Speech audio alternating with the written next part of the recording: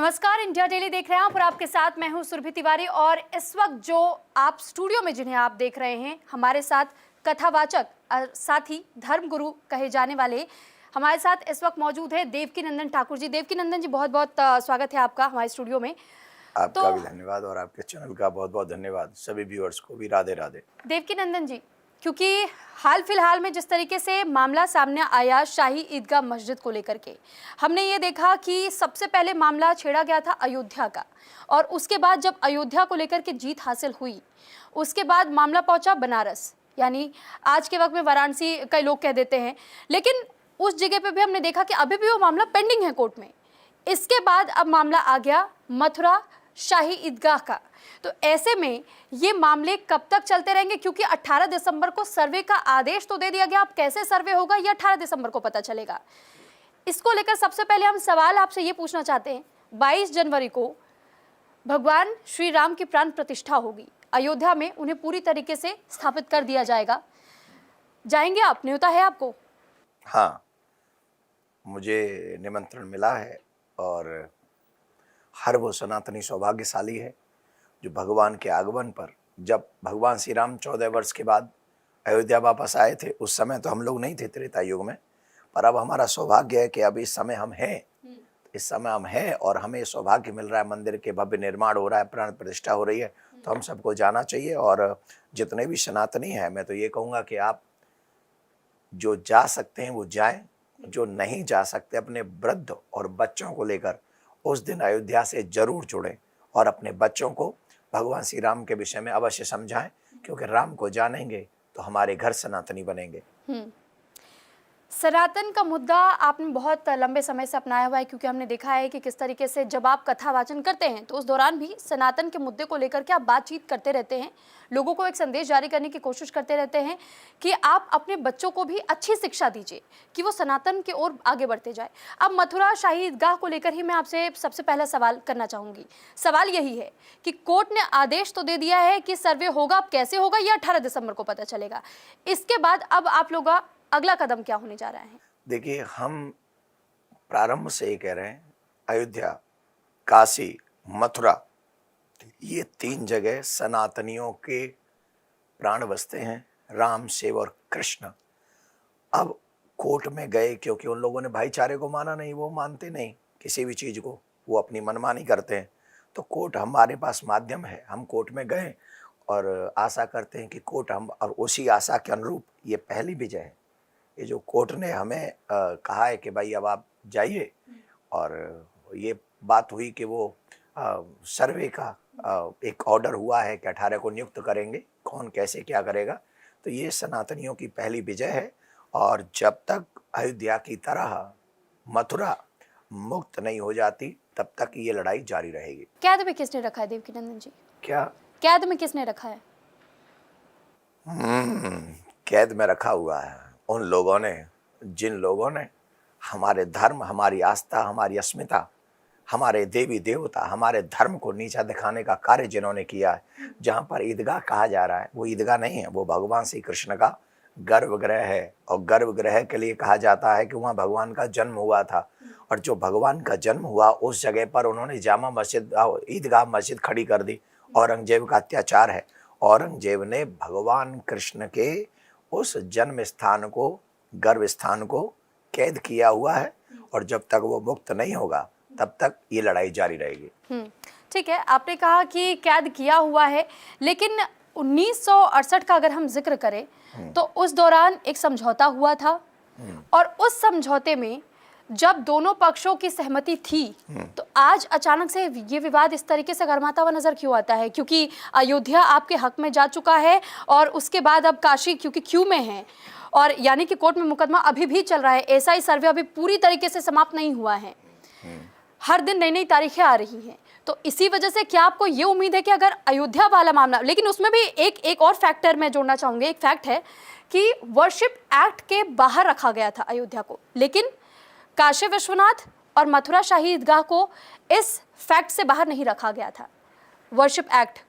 तो क्या अब मैं ये समझना चाहूंगी कि क्या ये उसका उल्लंघन आप नहीं मानते हैं? नहीं, बिल्कुल नहीं। हमने वर्शिप एक्ट के अगेंस्ट भी सुप्रीम कोर्ट में याचिका डाली हुई है, और संविधान में पहले कई कानून पब्लिक डिमांड पे या समय के अनुसार कई चीज़ें हटाई भी गई हैं, पहले भी कानून बदले गए हैं।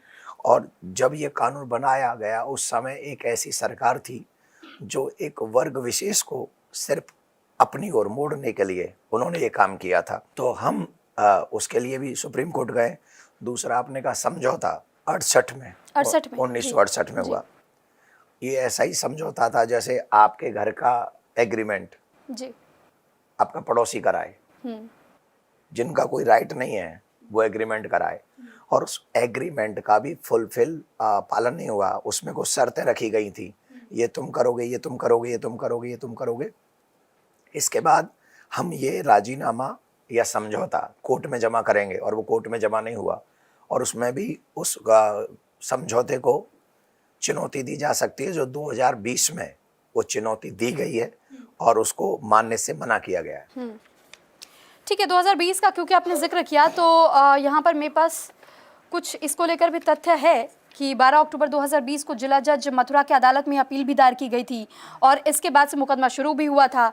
हिंदूवादी संगठन आर्मी के नेता मनीष यादव और ठाकुर केशव देव महाराज ने सिविल जज के सामने पूरी अपनी बातों को रखा भी था, सारे तथ्य पेश किए गए थे।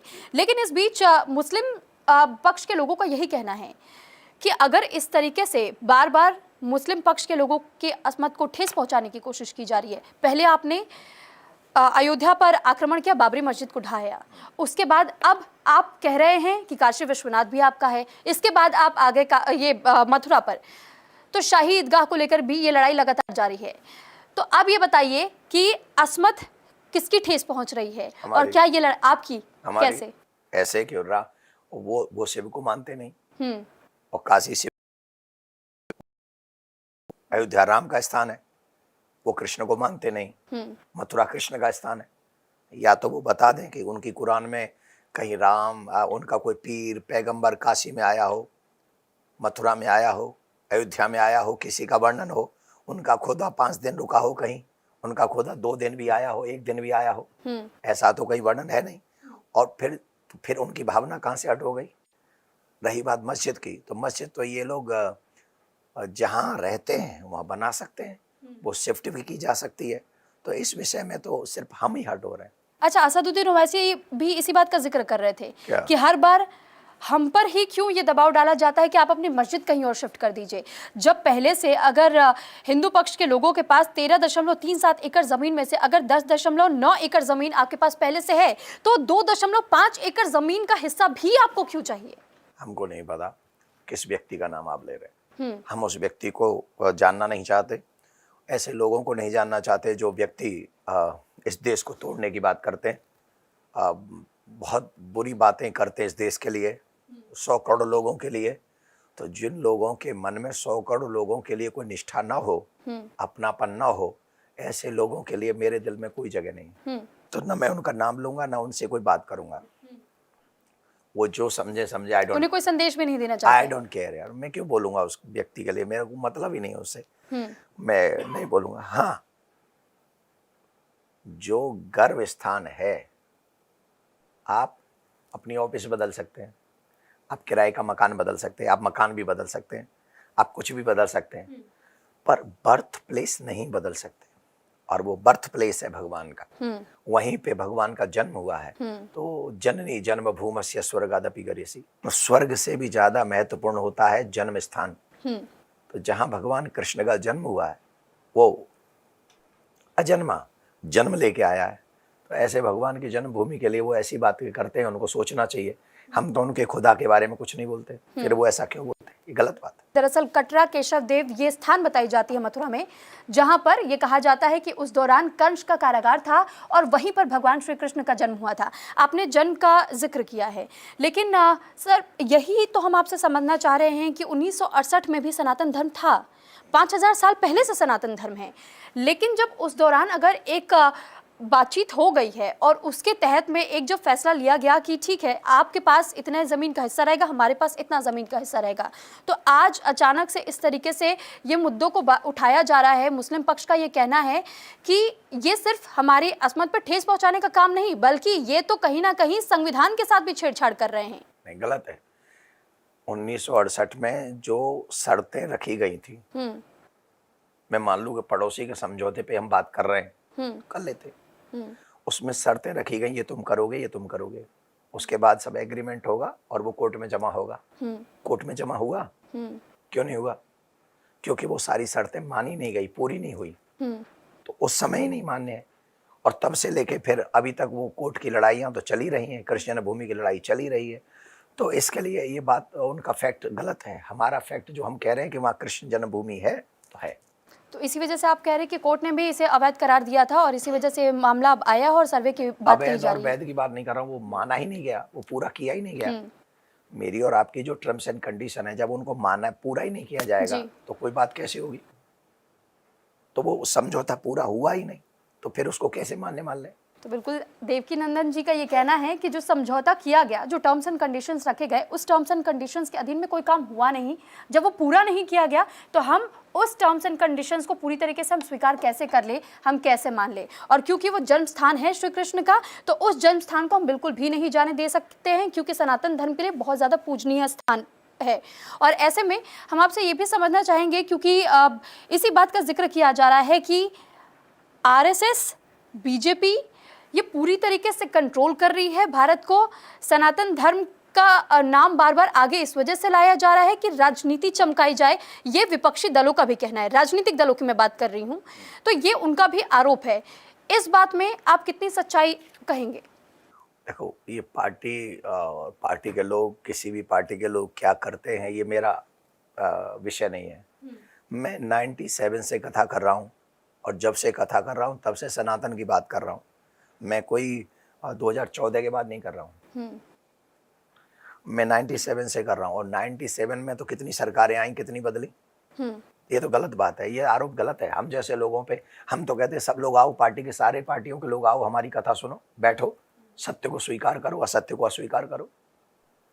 तो सबको आना चाहिए। ये हम पे कोई पार्टी रूल नहीं कर सकती। हम पे सिर्फ एक पार्टी रूल कर सकती है, वो है धर्म की पार्टी, वो है कृष्ण की पार्टी। हम पे सिर्फ कृष्ण रूल करते हैं, और हम अपने धर्म के लिए जीते हैं, और धर्म के लिए मरना भी पड़ा तो हम मरेंगे। धर्म के लिए मरना भी पड़ा तो आप मरेंगे। लेकिन देवकी नंदन जी, ये बात भी बहुत ज़्यादा समझना ज़रूरी हो जाता है, जिस मामले को लेकर, जिस मुद्दे को लेकर के आप कोर्ट में पहुँचे हैं, और ऐसे में कई मुद्दे अभी तक कोर्ट के सामने रखे गए हैं। एक पे फैसला भी आ चुका है, और 22 जनवरी को उसका उत्सव पूरे देश में मनाया भी जाएगा। प्राण प्रतिष्ठा भगवान श्री राम की होगी भी। लेकिन जब काशी के बाद हम मथुरा की बात करते हैं, ये बहुत पहले कहा गया था कि अयोध्या तो सिर्फ झांकी है, काशी मथुरा बाकी है। तो क्या काशी मथुरा तक ही ये मामला समाप्त हो जाएगा, या इसके बाद भी और कोई मामले आप लेकर के सामने आएंगे? आप भविष्यवक्ता नहीं हो, और मैं ज्योतिषी नहीं हूँ, तो भविष्य की बात तो हम आज वर्तमान में नहीं कर सकते। इंग्लिश में कहावत है, हु हैज सीन टुमारो, कल किसने देखा है जी। तो कल किसने देखा है। अभी हम मथुरा की बात कर रहे हैं। मथुरा की बात हम इसलिए कर रहे हैं, औरंगजेब ने मंदिर तोड़ा। आप तिवारी हैं, एक सेकंड के लिए भूल जाइए, आप पत्रकार हैं जी। आपकी मम्मी के फोटो को ले जाकर कोई अपने घर की चौखट के नीचे गाड़ दे, है, और फिर उस पे पैर रख के जाए मम्मी की, कैसा लगेगा आपको? बिल्कुल दिल दुखेगा। सिर्फ दिल दुखेगा? नहीं, उसके लिए जो कदम उठाने चाहिए तो वो कदम उठाए जाएंगे। लेकिन क्या, अब क्योंकि आपने इस बात का जिक्र किया, मैं समझ रही हूँ कि आप किस ओर इशारा कर रहे हैं। मुझे ये मालूम चला कि आगरा में जो जामा मस्जिद है, उस जामा मस्जिद को लेकर के केस अदालत में इस वक्त चल रहा है, और उसमें आपने भी इस बात को कोट किया है कि उसी जामा मस्जिद की सीढ़ियों पर ऐसी कई भगवान की मूर्तियां हैं जो कि आज भी दफन है उस सीढ़ियों के नीचे, और उस पर लोग पैर रख करके जा रहे हैं। इसलिए मैंने आपसे पूछा कि सिर्फ अयोध्या, काशी विश्वनाथ, शाही ईदगाह मथुरा का, या इसके बाद और भी कुछ मंदिर, क्योंकि हजारों मंदिरों को तोड़ा गया था। देखिए, हजारों लाखों मंदिरों को तोड़ा गया, और हम 3 की बात कर रहे हैं। ये हमारा बड़कपन है कि नहीं? कि हम भाईचारा हम चाहते हैं, वो लोग नहीं चाहते। वो तो कहेंगे लाखों की बात है तो भैया 3 ले लो, उनको ये करना चाहिए, वो नहीं कर रहे हैं। भगवान केशव देव जी की मूर्तियों को मथुरा से ले जाकर आगरा की जामा मस्जिद की सीढ़ियों में गाड़ा है, उस पर केस चल रहा है। हाई कोर्ट का भी एक जजमेंट आया है कि 6 महीने के अंदर उसे खत्म किया जाए। तो हम तो हमेशा प्यार की बातें करते हैं, हमारे प्यार की बातें लगती हैं। प्रमाण क्या है देवकी जी? हाँ, है, प्रमाण है। प्रमाण के बिना तो कोर्ट भी स्वीकार नहीं करेगा। हम जब कोर्ट में गए हैं, औरंगजेब का एक बहुत शागिर्द फ्रेंड रहा मुश्ताक अली खान, जी। जिसने एक किताब लिखी है माजरे आलमगिरी। उसके पृष्ठ नंबर 60 पे सारा ब्यौरा लिखा हुआ है।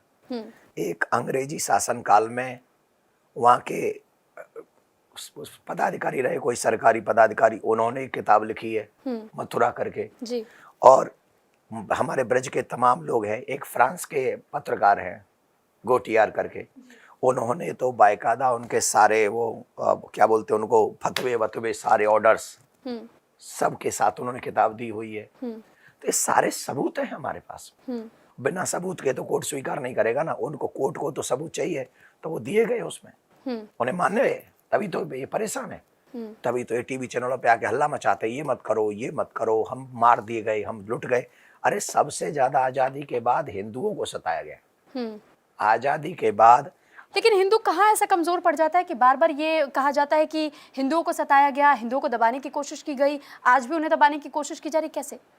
कैसे जी। आप एक काम करो, हिंदू धर्मगुरु एक बात कह दे, कल जेल में होगा जी। और अन्य धर्मगुरु कोई बात कह दे तो गारंटी है जेल। और टीवी मीडिया वाले भी नहीं दिखाएंगे उन्हें। आप लोग मीडिया वाले ही छिपा जाते, और हिंदू धर्मगुरु हुआ तो उसके पीछे पड़ जाते। नहीं सर, कैसी बात करें देवकीनंदन जी, क्योंकि हमने ऐसे कई सारे शोज भी किए हैं और मुस्लिम पक्ष के लोगों का जो भी कहना होता है हमने उस बात को लेकर के डिबेट्स भी किए हैं, शोज भी किए हैं। तो और क्योंकि आपने अच्छा, एक बात बताओ, आजादी के बाद किसके पूजा स्थान सरकार के अंडर है? हिंदुओं के। क्यों नहीं औरों के? जी, तो इस सवाल को लेकर के तो जी मुझे बात बताओ, क्यों नहीं है? ये किसका शोषण है? पैसा हमारा और यात्राएं किसी के। पैसा हमारा, फोकट में खाएगा कोई?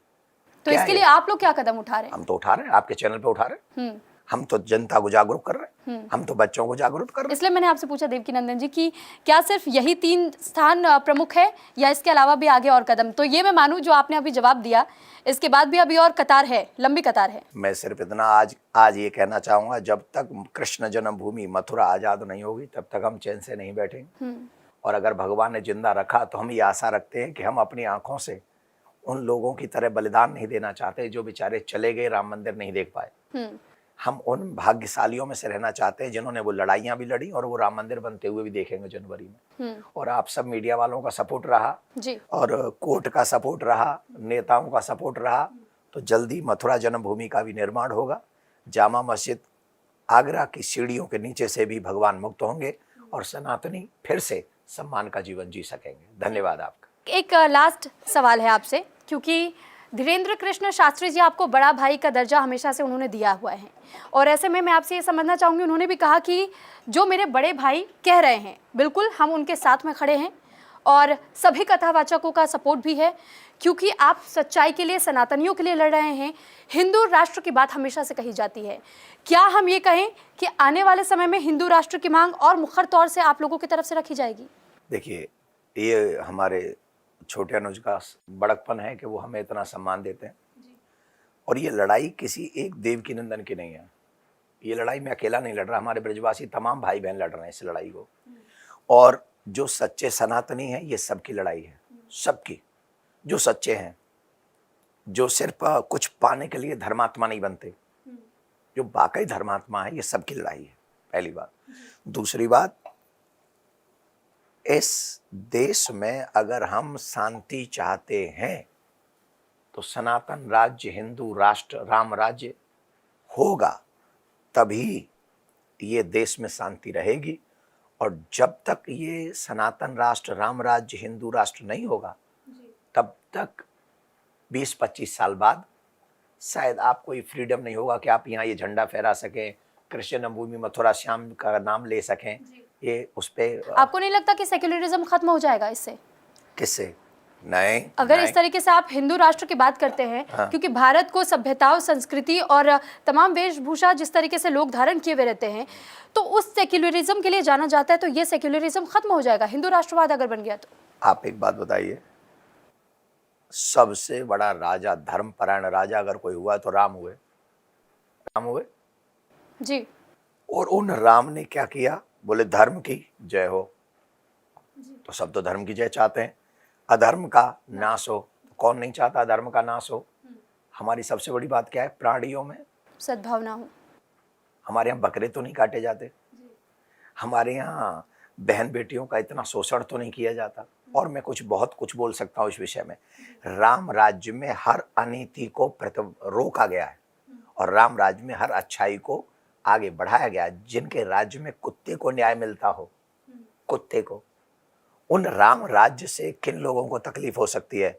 उनको तो सिर्फ और सिर्फ रावण के चरित्र रखने वाले लोगों को ही राम के राज्य से बुरा हो लगता है, उनको नफरत होती है। जो सच्चे और अच्छे लोग होते हैं उन्हें राम राज्य से कोई तकलीफ नहीं हो सकती। जो लोग अब तक इस पूरे मामले को नहीं समझ पा रहे हैं, सनातन को लेकर के कहा जा रहा है, जो डर रहे हैं सनातनी, उन्हें दबाया जा रहा है, तो ऐसे लोगों के लिए आप क्या संदेश देना चाहेंगे? मैं एक बात अवश्य कहना चाहूंगा, धर्मो रक्षति रक्षितः। If you save your religion then your religion will save you. तुम धर्म की रक्षा करो, धर्म तुम्हारी रक्षा करेगा। मैं ये नहीं कह रहा हूं कि तुम सड़क पे जाओ झंडा फहराओ, नहीं, अपने घर में धर्म की रक्षा करो, अपने बच्चों को सनातनी बनाओ, माथे पे तिलक, गले में कंठी, हाथ में कलावा, मुख में भगवान का नाम, सुबह उठें, माता पिता के पैर छुएं, रामायण पढ़े, हनुमान चालीसा का पाठ करें, स्कूल जाएं, चरित्रवान बने, राम की तरह, सीता माँ की तरह चरित्रवान बने। ये हमारा रामायण, हमारा संस्कार नहीं है कि स्कूल गए, कॉलेज गए और किसी के भी हाथ में हाथ डाल दिया। It's not our culture. तो आप अगर सनातन को जानेंगे, सनातन आपको श्रेष्ठ बनाएगा, आपको चरित्रवान बनाएगा, आपको आगे बढ़ाएगा। और जब सनातन आपको आगे बढ़ाएगा तो इस धरती पे कोई आपको मिटा नहीं पाएगा। ये मैं आपसे वादा करता हूँ। धन्यवाद। तो बहुत धन्यवाद देवकीनंदन ठाकुर जी आपका, आप हमारे स्टूडियो में आए, बहुत धन्यवाद आपका। आपका बहुत बहुत धन्यवाद और आपके चैनल का बहुत बहुत साधुवाद धन्यवाद। तो देवकीनंदन ठाकुर जी का यही कहना है कि अब तक जिस तरीके से लड़ाई चली आ रही है, ये लड़ाई तब तक जारी रहेगी जब तक पूरी तरीके से न्याय नहीं मिल जाता है, जो अन्याय मुगल काल से चला आ रहा है। और जब तक ये पूरी तरीके से न्याय में तब्दील नहीं हो जाता है, यानी ये लड़ाई बहुत लंबी है। अभी और भी मंदिर कतार में है, क्योंकि कई मंदिरों को ध्वस्त किया गया था, लेकिन प्रमुख तौर पर जिस तरीके से मुद्दा अयोध्या का उठाया गया, राम मंदिर का निर्माण हो रहा है, काशी विश्वनाथ कॉरिडोर की स्थापना हो गई, लेकिन एएसआई सर्वे को लेकर अभी भी पूरी तरीके से फैसला आना बाकी है। और शाही ईदगाह मस्जिद को लेकर भी अब 18 दिसंबर को फैसला इस मामले में आ जाएगा कि सर्वे कैसे होगा, किस टर्म्स एंड कंडीशंस के साथ में किया जाएगा, वीडियोग्राफी होगी, फोटोग्राफी होगी या कार्बन डेटिंग होगी। इन तमाम मामलों को लेकर के 18 दिसंबर का हर किसी को इंतजार है। लेकिन देवकीनंदन ठाकुर जी को आपने सुना कि किस तरीके से वो देश को एक संदेश देने की कोशिश कर रहे हैं कि जो सनातन धर्म को लेकर के हमेशा से आप जागरूक रहे हैं, आप जागरूक रहिए और हिंदू राष्ट्र होना चाहिए। इसी के साथ इस कार्यक्रम को यही समाप्त करते हैं। आप सभी का बहुत धन्यवाद।